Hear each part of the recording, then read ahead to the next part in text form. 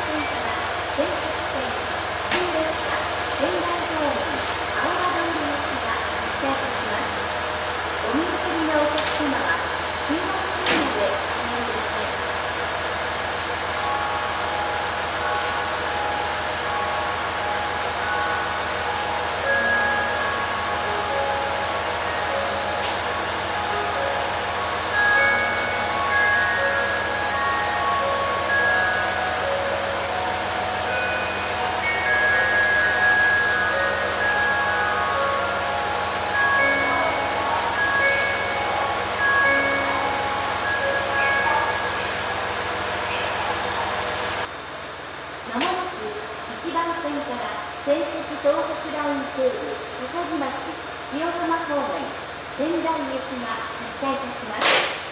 お見送りのお客様は黄色い線までお下がりください。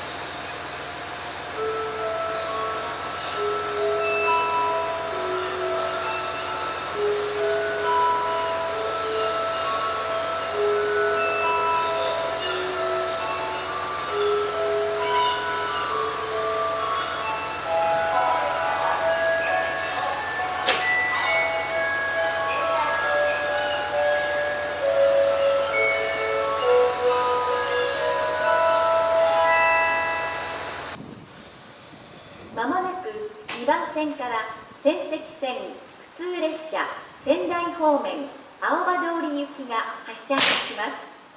お見送りのお客様は黄色い線までお下がりください。